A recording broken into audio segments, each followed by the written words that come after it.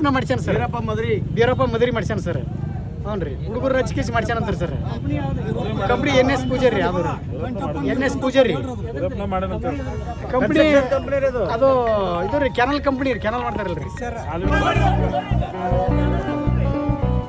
ವ್ಯಕ್ತಿಯನ್ನ ಬಟ್ಟೆಯನ್ನು ಬಿಚ್ಚಿದಾಗ ಮಾತ್ರ ಅವನ ಮರ್ಮಾಂಗದಲ್ಲಿ ಆದಂತ ಏನು ಪೂರಾ ಬೀಜಗಳನ್ನ ಹೊರಗೆ ಬಂದು ಅಲ್ಲಿ ಅರ್ತಕ್ಕಂಥ ಬ್ಲಡ್ ಅನ್ನು ಸೋರ್ತಿತ್ತು. ಹೇಳ್ತಾನೆ ಮಲ್ಲಿಕಾರ್ಜುನ ಮದ್ರಿ, ನಾನು ಮುಖ್ಯಮಂತ್ರಿಯ ಆಪ್ತನು, ನಾನು ಆ ಸಮಾಜದ ಈ ತಾಲೂಕಾ ಅಧ್ಯಕ್ಷನಾಗಿದ್ದೀನಿ,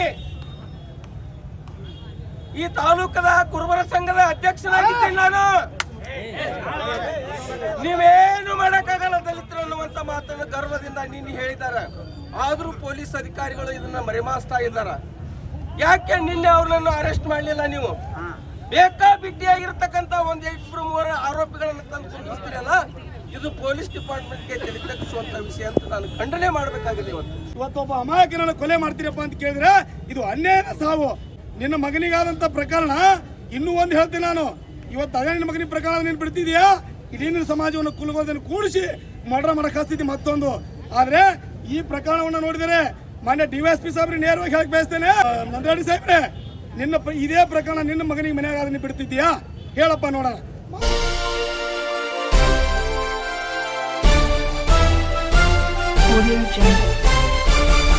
ಸುದ್ದಿಗಾಗಿ ಸಿದ್ದು ನ್ಯೂಸ್.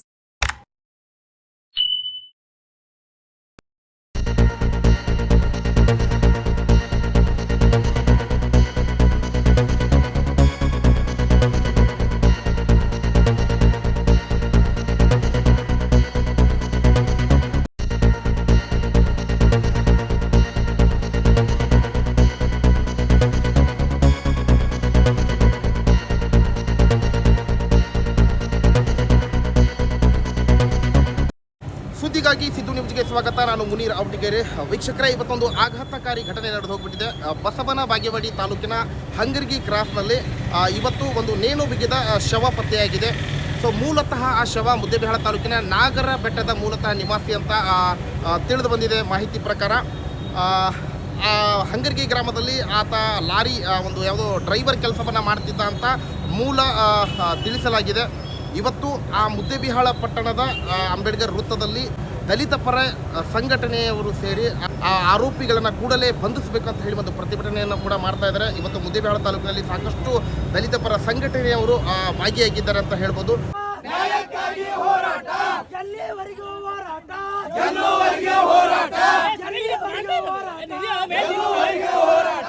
ಆರೋಪಿಯನ್ನು ರಕ್ಷಿಸುತ್ತಿರುವ ಪೊಲೀಸ್ ಇಲಾಖೆಗೆ ಆರೋಪಿಗಳನ್ನು ರಕ್ಷಿಸುತ್ತಿರುವ ಪೊಲೀಸ್ ಇಲಾಖೆಗೆ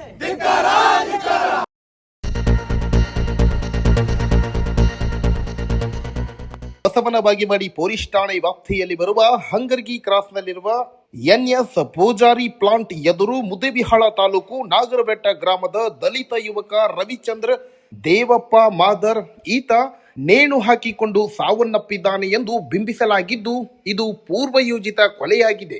ಈ ಬಗ್ಗೆ ಸಮಗ್ರ ತನಿಖೆ ನಡೆಸಿ ತಪ್ಪಿಸ್ಥರ ವಿರುದ್ಧ ಕಠಿಣ ಕಾನೂನು ಕ್ರಮ ಜರುಗಿಸಬೇಕು ಎಂದು ಆಗ್ರಹಿಸಿ ವಿವಿಧ ದಲಿತ ಪರ ಸಂಘಟನೆಗಳ ಒಕ್ಕೂಟದ ನೇತೃತ್ವದಲ್ಲಿ ಮುಖಂಡರು ಸದಸ್ಯರು ಬುಧವಾರ ಇಲ್ಲಿನ ಡಾಕ್ಟರ್ BR ಅಂಬೇಡ್ಕರ್ ವೃತ್ತದಲ್ಲಿ ಶವದ ವಾಹನ ಸಾಗಿಸುತ್ತಿದ್ದ ಆಂಬ್ಯುಲೆನ್ಸ್ ಎದುರು ಪ್ರತಿಭಟನೆ ನಡೆಸಿದರು.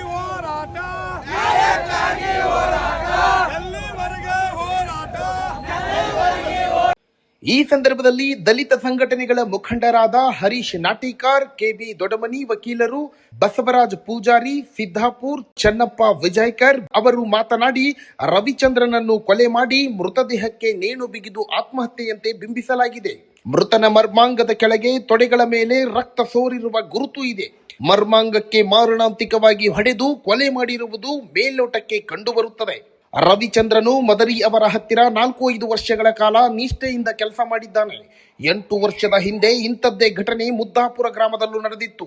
ಶೋಷಿತ ಸಮಾಜದ ಮೇಲೆ ನಿರಂತರ ದೌರ್ಜನ್ಯ, ಕೊಲೆ ನಡೆಯುತ್ತಿದೆ. ಇದನ್ನು ಎಲ್ಲರೂ ಉಗ್ರವಾಗಿ ಖಂಡಿಸುತ್ತೇವೆ.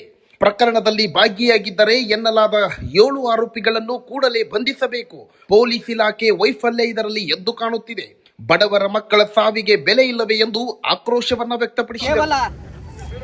ರವಿಚಂದ್ರ ಮಾದಾರ ಅವನ ಪರಿಸ್ಥಿತಿ ಒಂದೇ ಅಲ್ಲ, ಈ ಇಡೀ ರಾಜ್ಯದಲ್ಲಿ ಮತ್ತು ದೇಶದಲ್ಲಿ ಏನ ಈ ಶೋಷಿತ ವರ್ಗದ ಮೇಲೆ ಆಗ್ತಕ್ಕಂಥ ಅನ್ಯಾಯ ಮತ್ತು ದೌರ್ಜನ್ಯ ಕೊಲೆಗಳನ್ನ ಇವತ್ತು ನಾವು ಸಂಪೂರ್ಣವಾಗಿ ನಾವು ಖಂಡಿಸ್ತೀವಿ. ಯಾಕಂತಂದ್ರೆ ಅಲ್ಲಿ ಆದಂಥ ಘಟನೆಯನ್ನ ಇವತ್ತ ಏನು PM ರಿಪೋರ್ಟ್ಗೆ ಹೋದಂಥ ಸಂದರ್ಭದಲ್ಲಿ ಅಲ್ಲಿ ವೈದ್ಯಾಧಿಕಾರಿಗಳು ಆ ಕೊಲೆ ಆದಂಥ ವ್ಯಕ್ತಿಯನ್ನ ಬಟ್ಟೆಯನ್ನು ಬಿಚ್ಚಿದಾಗ ಮಾತ್ರ ಅವನ ಮರ್ಮಾಂಗದಲ್ಲಿ ಆದಂಥ ಏನು ಪೂರಾ ಹೊರಗೆ ಬಂದು ಅಲ್ಲಿ ಆಡ್ತಕ್ಕಂಥ ಬ್ಲಡ್ ಅನ್ನು ಸೋರ್ತಿತ್ತು.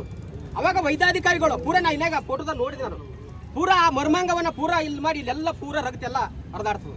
ಹುಡುಗನ ಕೊಲೆ ಮಾಡ್ಕೊಂಡು ಈ ರೀತಿಯಾಗಿ ನೀವು ಏನೋ ರಾಜಾರೋಷವಾಗಿ ತಿರುಗಾಡಕ್ಕೆ ಅವ್ರು ಬಿಟ್ಟಿರತ್ತಂದ್ರ ಅದ್ರ ನಾವು ಏನಕ್ಕೆ ಪರಿಗಣಿಸ್ಬೇಕು? ಈ ಸಮಾಜ ಅವ್ರು ಎಲ್ಲಿಯಾದ್ರೂ ಅರೆಸ್ಟ್ ಮಾಡಿರೋ ಇಲ್ಲೋ ಉತ್ತರ ಕೊಡೋರು ಯಾರಿದ್ದಾರೆ ಈ ಸಮಾಜಕ್ಕೆ? ಏನು ಕೋರ್ಟ್ನಿಂದ ಹೋಗಿ ಕಸ್ಟಡಿ ತೊಗೊಂಡು ಏನು ನಿಮಗೆ ಇನ್ವೆಸ್ಟಿಗೇಷನ್ ಇಟ್ಕೊಂಡಿರೋ ಇಲ್ಲೋ ನನಗೆ ಉತ್ತರ ಕೊಡೋರು ಯಾರು? ದಯವಿಟ್ಟು ಸರ್, ಏನು ಇಂಟಿಮೇಷನ್ ಪೊಲೀಸ್ ಸ್ಟೇಷನ್ ಏನು ಇದು ಮಾಡಿದ್ರೆ ಯಾರದಾರ ಕೊಡಕ್ಕೆ ಯಾರದಾರ? ಅಲ್ಲ ನಾವು ಕೇಳಿದೀವಿ ಯಾರು ಬಂದಾರ ಸರ್ ಬಾಗೇವಾಡಿಲಿಂದ ಪೊಲೀಸರ ಅಂತ ಕೇಳಿದ್ವಿ. ನಾವು ಅರೆಸ್ಟ್ ಮಾಡಿರೋ ಏನಿಲ್ಲ, ನಮ್ಗೆ ಏನು ಗೊತ್ತಿಲ್ಲ ಅಂತ. ಹಾಗಾದ್ರೆ ಮೆಸೇಜ್ ಇದೇನಿದು? ಅವ್ರು ಎಲ್ಲಾರ ಅವ್ರ ಆರೋಪಿಗಳು ಎಲ್ಲಾರ ಆರೋಪಿಗಳು ಬೇಕಲ್ಲ ನಮ್ಗೆ? ರಾಜಾರೋಷವಾಗಿ ಅವ್ರು ಕಾನೂನಿಂದ ಪರಿಹಾರ ಏನು ಬೇಕಂತ ತಗೋತಾರ. ಆದ್ರೆ ಅವ್ರಿಗೆ ಸಿದ್ಧವಾಗಿರ್ತಕ್ಕಂಥ ಅಧಿಕಾರಿಗಳು ಮಾಡ್ತಕ್ಕಂಥ ಮೊದಲ ಕರ್ತವ್ಯ ಏನು? ಒಂದು ಕ್ರೂರವಾಗಿ ಅಷ್ಟು ಒಂದು ಹಿಂಸೆ ಮಾಡಿ ಒಂದು ಕೊಲೆ ಮಾಡ್ತಾರಂತಂದ್ರೆ ಈ ಸಮಾಜ ಎಲ್ಲಿಗೆ ಬಂದದ? ಅವ್ರು ಏನು ಬಿಟ್ರೆ ಆರೋಪಿಗಳನ್ನ ಅದನ್ನ ಅರೆಸ್ಟ್ ಮಾಡ್ಬೇಕಲ್ಲ, ಅದಕ್ಕೆ ಉತ್ತರ ಕೊಡ್ಬೇಕು ಪೊಲೀಸ್ ಇಲಾಖೆ. ಯಾಕೆ ಅವ್ರನ್ನ ಅರೆಸ್ಟ್ ಮಾಡಿಲ್ಲ? ಯಾಕೆ ಅವ್ರನ್ನ ಅರೆಸ್ಟ್ ಮಾಡಿಲ್ಲ ನೀವು? ಅಲ್ಲಿ ಇರ್ತಕ್ಕಂಥ 7 ಮಂದಿ ಆರೋಪಿಗಳದಾರ. ಅವ್ರು ಯಾರೋ ಬೀರಪ್ಪ ಮದ್ರಿ ಅಂತೇಳಿ, ಮಲ್ಲಿಕಾರ್ಜುನ ಮದ್ರಿ ಅಂತೇಳಿ ಏನು ಈ ತರ 7 ಮಂದಿ ಏನು ಅದಾರಲ್ಲ, ಅವರು ಎಲ್ಲ ಕುಮ್ಮಕ್ಕಿನಿಂದ ಯಾವ್ದಂತ ಘಟನೆಯನ್ನ ಅವ್ರು ಕಾಕಾ ಸಹ ವಿಸ್ತಾರ ಹೇಳಿದ್ರು. ಅವ್ರು ಎಲ್ಲಾರ ಅವರು ಪೊಲೀಸ್ ಇಲಾಖೆ ಏನ್ ಕೆಲಸ ಮಾಡ್ತಿಲ್ಲ? 12 ಜನ ಆರೋಪಿಗಳು ಎಲ್ಲಾದ್ರ? ಅವರು ಬೇಕಲ್ಲ ಈ ಸಮುದಾಯಕ್ಕೆ. ಈ ಒಬ್ಬ ವ್ಯಕ್ತಿನ ಬರೀ ಒಂದು ದಲಿತ ಸಮುದಾಯದ ಯುವಕ ಅಲ್ಲ, ಒಂದು ಸಮುದಾಯದ ಜೀವ, ಒಂದು ಬೆಳೆಯುವಂತ ಯುವ ಶಕ್ತಿ, ಈ ದೇಶದ ಒಂದು ಶಕ್ತಿನ ಒಂದು ಯುವಕನನ್ನು ಕೊಲೆ ಮಾಡ್ತಾರೆ. ಆ ರೀತಿ ಚಿತ್ರ ವಿಷಯ ಕೊಟ್ಟು ಪೂರಾ ಮರ್ಮಾಂಗವನ್ನು ಹಿಡಿದು ತಿರುಗಾರ, ಅದನ್ನ ಪೂರಾ ಹಿಂಗ್ ಕೊಯ್ದಾರ. ಆದ್ರೆ ಅದು ಬೇಕಲ್ಲ, ಇಂಟೆನ್ಸಿಲ್ಲ ಮರ್ಡರ್ ಮಾಡಿರಲ್ಲ ಅದನ್ನ. ಪಾಪ ಮುದ್ದೇವಾಳ ಪೊಲೀಸ್ ಇಲಾಖೆ ಅಮಾಯಕರವ್ರು, ಅವ್ರಿಗೆ ನಾವು ಏನು ಹೇಳಕ್ ಬರಲ್ಲ, ನಮಗೆ ರಕ್ಷಣೆ ಕೊಟ್ಟಾರ ಅವ್ರು. ಈಗ ಬಾಗೇವಾಡಿ ಪೊಲೀಸ್ ಸ್ಟೇಷನ್ ಏನ್ ಮಾಡಕತ್ತಾರ ಅವ್ರು? ಎಲ್ಲಿ ನಾವು ಇಷ್ಟು ಮಂದಿನ ಅರೆಸ್ಟ್ ಮಾಡಿದ್ವಿ ಅಂತ ಹೇಳಿ ನಮಗೆ ಸಂಬಂಧಪಟ್ಟಂತ ಇಲಾಖೆ ತಿಳಿಸ್ಯಾರ. ಇಲ್ರಿ ಹಿಂಗ್ ಬಾಡಿ ಬರಕತ್ತ ಮುದ್ದೇವಾಳದವ್ರು ತವರೂರಾಗ ನಾವು ಇಷ್ಟು ಮಂದಿನ ಅರೆಸ್ಟ್ ಮಾಡಿವಿ ಅಂತೇಳಿ ಆ ಇಲಾಖೆಗೆ ತಿಳಿಸ್ಬೇಕಾಯ್ತಲ್ಲ. ಅಂದ್ರೆ ನಾವು ಬಾಡಿನ ಮುಂದೆ ಹೋಗ್ಬೇಕೋ ಬಿಡ್ಬೇಕು? ನಾವೇನ ಇಲ್ಲೇ ಇರ್ತೀವಿ, ಅವ್ರನ್ನ ಅರೆಸ್ಟ್ ಮಾಡ್ಬೇಕು. ನಾವೇನ ಇಲ್ಲೇ ಇರ್ತೀವಿ. ಎಸ್ ಟಿ ಯುವಕನ್ನು ಕೂಡ ಈಗ ಮಾಡಿದ್ಯಾ ನೀನು? ಮುದ್ದಾಪುರ ಗ್ರಾಮದಲ್ಲಿ 8 ವರ್ಷದ ಹಿಂದೆ ಮುದ್ದಾಪುರ ಗ್ರಾಮದಲ್ಲಿ ಎಸ್ ಟಿ ವ್ಯಕ್ತಿಯ ಒಂದು ಯುವಕನನ್ನು ಕೂಡ ನೀನು ಕೊಲೆ ಮಾಡಿ ನಿನಗೆ ಪಗಾರ ಕೇಳಬಾರ್ದು, ತಂದೆ ತಾಯಿ ಬಂದು ಕರ್ಕೊಂಡು ಹೋಗಬಾರ್ದು. ನೀ ಜೀತ ಪದ್ಧತಿಯ ಒಂದು ವ್ಯವಸ್ಥೆಯಲ್ಲಿ ಇವತ್ತು ನಮ್ಮ ಹುಡುಗರನ್ನ ಅಲ್ಲಿ ಮನೆಗಿನೂ ಬಿಡಲಾರ್ದನೆ, ರವಿಚಂದ್ರ ಅನ್ನುವಂತ ಯುವಕನ ಮನೆಗೆ ಬಿಡದೆ ನನ್ನ ಪಗಾರ ಕೊಡ್ರಿ, ನಾನು ಮನೆಗೆ ಹೋಗ್ತೀನಿ ಅನ್ನುವಂತ ಒಂದು ಮಾತನ್ನು ಹೇಳಿದಾಗ ನೀನು ಮನೆಗೆ ಹೋಗಂಗಿಲ್ಲ, ನಾವು ಏನ್ ಕೆಲಸ ಹೇಳ್ತೀವಿ ಅದನ್ನ ಕೇಳ್ಕೊಂಡ್ ಬಿದ್ದಿರ್ಬೇಕು ಮಗನೇ, ಇಲ್ಲ ಅಂದ್ರೆ ನಿನ್ನ ಕಲಾಸ್ ಮಾಡ್ತೀವಿ. ಇಂಥ ಒಬ್ಬ ಗೋಮುಖ ವ್ಯಾಕ್ರಿ ಇವ. ಅವನು ಹೇಳ್ತಾನ, ಮಲ್ಲಿಕಾರ್ಜುನ ಮದ್ರಿ, ನಾನು ಮುಖ್ಯಮಂತ್ರಿಯ ಆಪ್ತನು, ನಾನು ಆ ಸಮಾಜದ ಈ ತಾಲೂಕಾ ಅಧ್ಯಕ್ಷನಾಗಿದ್ದೀನಿ, ಈ ತಾಲೂಕದ ಕುರುಬರ ಸಂಘದ ಅಧ್ಯಕ್ಷನಾಗಿದ್ದೀನಿ ನಾನು. ನೀವೇನು ಮಾಡಕ್ಕಾಗಲ್ಲ ದಲಿತರು ಅನ್ನುವಂತ ಮಾತನ್ನು ಗರ್ವದಿಂದ ನೀನು ಹೇಳಿದ್ದಾರೆ. ಆದ್ರೂ ಪೊಲೀಸ್ ಅಧಿಕಾರಿಗಳು ಇದನ್ನ ಮರೆಮಾಚ್ತಾ ಇದ್ದಾರ. ಯಾಕೆ ನಿನ್ನೆ ಅವ್ರನ್ನ ಅರೆಸ್ಟ್ ಮಾಡಲಿಲ್ಲ ನೀವು? ಬೇಕಾಬಿಟ್ಟಿಯಾಗಿರ್ತಕ್ಕಂಥ 1-2-3 ಆರೋಪಿಗಳನ್ನು ತಂದು ಕುಂದಿಸ್ತೀರಲ್ಲ, ಇದು ಪೊಲೀಸ್ ಡಿಪಾರ್ಟ್ಮೆಂಟ್ಗೆ ತಲೆ ತಗ್ಗಿಸುವಂತ ವಿಷಯ ಅಂತ ನಾನು ಖಂಡನೆ ಮಾಡಬೇಕಾಗಿದೆ. ಇವತ್ತ ಬಡವರ ಕಣ್ಣಿಗೆ, ಬಡವರ ಹೊಟ್ಟಿಗೆ ಬೆಂಕಿ ಬಿದ್ದೈತ್ರಿ. ಮಲ್ಲಿಕಾರ್ಜುನ ಮದ್ರಿ ನೋಡೋರ್ ಕಣ್ಣಿಗೆ ಕನ್ನಡಿಯಾಗಿ ಕಾಣಿಸ್ತೈತಿ ನಿಮಗ. ಯಾಕಂದ್ರೆ ದಲಿತರ ಹೊಟ್ಟಿಗೆ ಬೆಂಕಿ ಬಿದ್ದದಂದ್ರೆ ನಾವು ದಲಿತರು ಕೂಡ್ಕೊಂಡು ಹೋರಾಟ ಮಾಡ್ತೇವೆ. ಈ ದೇಶದಲ್ಲಿ, ಈ ರಾಜ್ಯದಲ್ಲಿ ನಿಮ್ಮಂತ ಗೋಮುಖ ವ್ಯಾಘ್ರ, ನಿನ್ನಂತ ಜಾತಿವಾದಿ ಮಲ್ಲಿಕಾರ್ಜುನ್ ಮದ್ರಿ ನೀನ್ ಇರಬಾರ್ದು. ನೀನು ದೊಡ್ಡ ದೊಡ್ಡ ಸಂಸ್ಥೆಗಳನ್ನು ಕೂಡ ಕಡಿಸಿದ್ದೆ ನೀನು. ಈ ಸಂಸ್ಥೆಗಳಲ್ಲಿ ಕೂಡ ನೀನು ತಾರತಮ್ಯ ಮಾಡ್ತಿದ್ದೆ ನೀನು. ನಿಮ್ ಕಸ ಬೆಳೆಯಕ್ಕೆ ನಾವು ಬೇಕು, ಹೈಯರ್ ಹುದ್ದೆಗೆ ನಿಮ್ಮ ಜಾತಿಯವ್ರು ಬೇಕು. ಯಾಕೆ ನಮಗೆ ಎಬಿಲಿಟಿ ಇಲ್ಲ? ಬಾಬಾ ಸಾಹೇಬ್ ಅಂಬೇಡ್ಕರ್ ರಕ್ತವನ್ನು ಹಂಚಿಕೊಂಡು ಹುಟ್ಟಿದ್ವಿ ಮಿಸ್ಟರ್ ಮಲ್ಲಿಕಾರ್ಜುನ್. ನಿನ್ನ ಎಲ್ಲಿ ಹೋದ್ರು ಬಿಡಲ್ಲ. ಇಡೀ ಮುದ್ದೇಬೇಡ ಸೋಮವಾರ ತನಕ ಟೈಮ್ ಕೊಡ್ತಾ ಇದ್ದೀವಿ ನಾವು. ಇವತ್ತು ಪೊಲೀಸ್ ಅಧಿಕಾರಿಗಳಿಗೆ, ಮಾನ್ಯ DYSP ಸಾಹೇಬರಿಗೆ, ಮಾನ್ಯ SP ಸಾಹೇಬರಿಗೆ ಕೂಡ ಕೂಡಲೇ ಎಲ್ಲ ಆರೋಪಿಗಳನ್ನು ಬಂಧಿಸಿ ನೀವು ಜೈಲಿಗೆ ಹಟ್ಟದೆ ಹೋದಲ್ಲಿ ಸೋಮವಾರದಿಂದ ಇಡೀ ತಾಳಿಕೋಟಿ ಮುದ್ದೇಬೇಳ ಎಲ್ಲ ಇಡೀ ಬಿಜಾಪುರ ಜಿಲ್ಲೆಯಾದ್ಯಂತ ಕರೆ ಕೊಟ್ಟು ಬಂದ್ ಕರೆ ಕೊಡ್ತಾ ಇದ್ದೀವಿ. ನಾವು ಆತ್ಮಹತ್ಯೆ ಮಾಡ್ಕೊಳ್ಳೋಕ್ಕೂ ರೆಡಿ ಇದ್ದೀವಿ ಆ ಹುಡುಗನಿಗೆ ನ್ಯಾಯ ಸಿಗದೆ ಹೋದಲ್ಲಿ. ಈತ ನಾಗರಬೆಟ್ಟ ಗ್ರಾಮದ ಒಬ್ಬ ಯುವಕ ಸಾವನ್ನು ಅಪ್ಪಿದ್ದಾನೆ ಅಂತಂದ್ರೆ ಇದು ಅನ್ಯಾಯದ ಸಾವು ಅಂತಕ್ಕಂಥದ್ದನ್ನ ಇಲ್ಲಿವರೆಗೆ ಬಹಳ ಸ್ಪಷ್ಟವಾಗಿ ಹೇಳಿದ್ರು. ಆದ್ರೆ ನಾನು ಈ ಮಾಧ್ಯಮದ ಮುಖಾಂತರ ಹೇಳಿಕ್ ಬಯಸ್ತೇನೆ, ಸಂಬಂಧಪಟ್ಟಂತ ಎನ್ ಮದರಿ ಅವರಿಗೆ, ನೀವು ಪ್ರಥಮ ದರ್ಜೆ ಗುತ್ತಿಗೆದಾರರು ಇರ್ಬೋದು, ಯಾವ ಸಂಘದ ಅಧ್ಯಕ್ಷರು ಇರ್ಬೋದು, ನಿನ್ನ ತಾಕತ್ತು ದಮ್ಮಿದ್ರೆ ನೀನು ನಿಂತು ನಿನ್ನೆ ತೋರಿಸ್ಬೇಕಾಗಿತ್ತು. ಈ ಮಾದರ ಕುಲ, ಈ ದಲಿತರ ಕುಲ ಏನಂತಕ್ಕಂಥದನ್ನ ನಿನ್ನೆ ತೋರಿಸ್ತಿದ್ದೆ ನಾವು. ಆದ್ರೆ ಇವತ್ತ ಕೆಲಸ ನೀ ಮಾಡಿಲ್ಲ, ಓಡಿ ಹೋಗಿದ್ಯಾ ನೀನು. ಅಂದ್ರೆ ನೀನ್ ಹಿಡ್ಕೊಂಡು ನಿನ್ನ ಕುಮ್ಮಕ್ಕಿನಿಂದ ಇಡೀ ನಿನ್ನ ಅಣ್ಣ ತಮ್ಮಂದಿರು, ನಿನ್ನ ಸಿಬ್ಬಂದಿಯವರು ಎಲ್ಲರೂ ಕೂಡಿ ಇವತ್ತೊಬ್ಬ ಅಮಾಯಕನನ್ನ ಕೊಲೆ ಮಾಡ್ತೀರಪ್ಪ ಅಂತ ಕೇಳಿದ್ರೆ ಇದು ಅನ್ಯಾಯದ ಸಾವು.